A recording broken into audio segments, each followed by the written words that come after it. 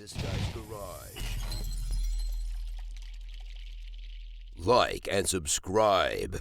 I am now ready to rule on the question of privilege raised on June 18, 2024 by the member for Vancouver East concerning foreign interference and alleged reputational harm to members of Parliament as a result of the publication of a report by the National Security and Intelligence Committee of Parliamentarians, also known as NSICOP.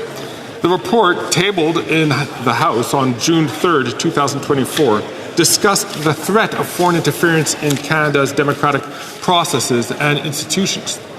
In her intervention, the member quoted several extracts of the report supporting the idea that members of Parliament might have, wittingly or semi-wittingly, assisted foreign state actors in undermining Canada's democratic processes and institutions.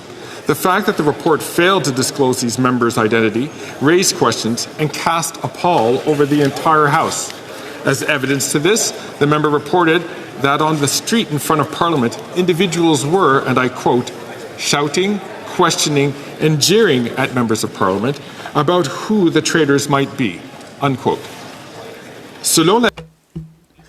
She added that the unsubstantiated suspicions were damaging to members' reputations individually and to the House collectively.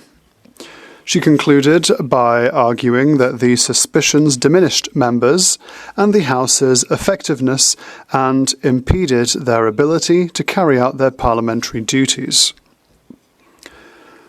According to a long-standing practice, certain conditions must be met for the Speaker to find a prima facie question of privilege. House of Commons Procedure and Practice, 3rd edition, page 142, states as follows, quote, "The Speaker must be convinced that a prima facie case of breach of privilege has been made, and second, the matter must be raised at the earliest opportunity. If the Speaker feels that these two conditions have been met, the Speaker informs the House that, in his or her opinion, the matter is entitled to take precedence over the notices of motion and orders of the day standing on the order paper," unquote. My predecessors have on occasion rejected questions of privilege on the sole basis that they were not raised in a timely manner. As members can discern, the inherent logic behind this rule is straightforward. It presupposes that if a question of privilege is so important as to require to take precedence over all other matters of the House, the member raising it presumably would have taken their first opportunity to bring it to the attention of the Speaker. Le 29 mai 2008, on the 29th of May 2008, Speaker Milliken, on page 6277 of the debates, indicated that, quote, "It is true that members wishing to raise a question of privilege must do so at the earliest opportunity. However, there is an important nuance. In this case, as in others, it is not so much that the event or issue complained of took place at a given time, but rather that the members bringing the matter to the attention of the House did so as soon as practicable after they became aware of the situation. The Chair has always exercised discretion on this point, given the need to balance the need for timeliness with the important responsibility members have of marshalling facts and arguments before raising matters of such import in the House."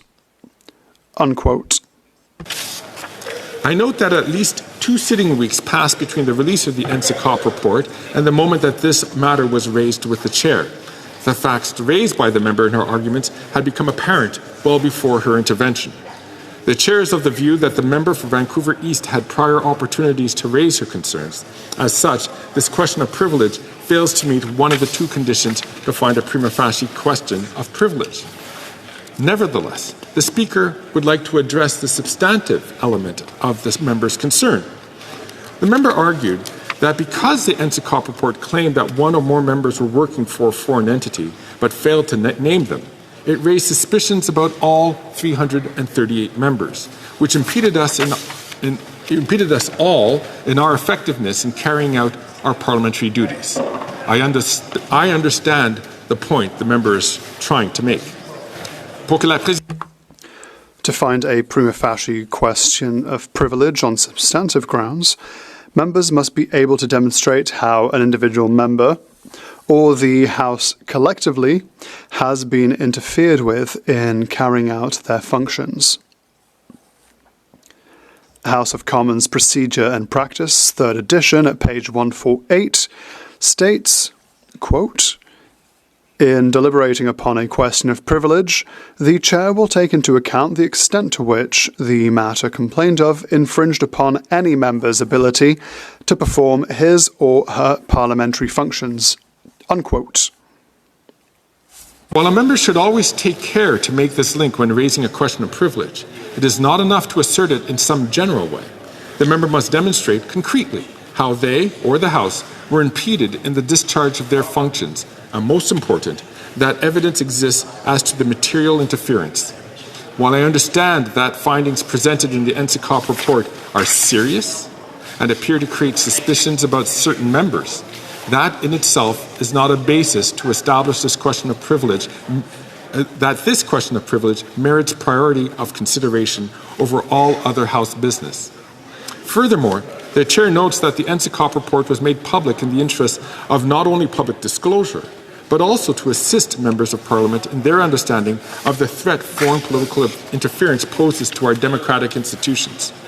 For these reasons, I cannot conclude that either the necessary conditions have been met to establish a prima facie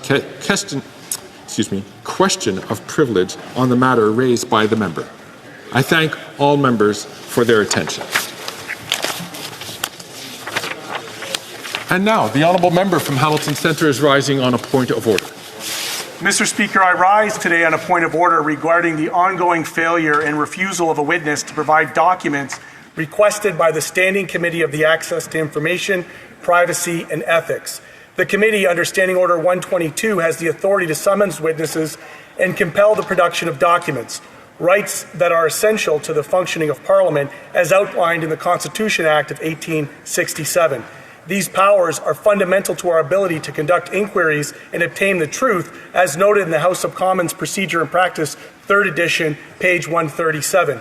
The witness in question, Stephen Anderson, a business partner of the Minister of Employment, was ordered by the committee on June 11th to produce phone records, text messages, and call logs from September 8th, 2022.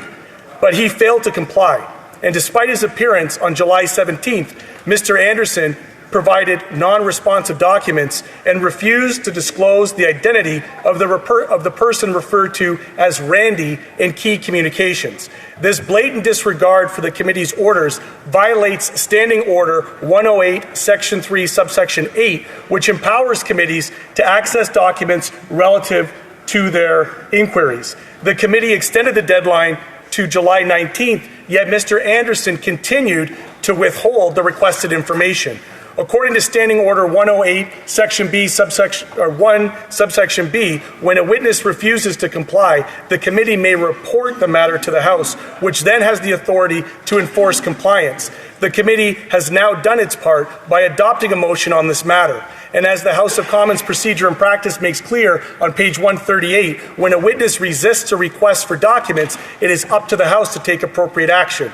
Given Mr. Anderson's failure and refusal to comply with both the June 11th and July 19th orders, I ask you, Mr. Speaker, to recognize this as a prima facie breach of privilege that could amount to contempt. New Democrats believe Mr. Anderson to be in contempt, and the House shall force him to answer for his actions, as well as deliver the documents he refused to produce. This House must uphold the authority to protect our parliamentary privilege in order to ensure accountability and transparency in all matters of government oversight before its standing committees. Thank you, Mr. Speaker.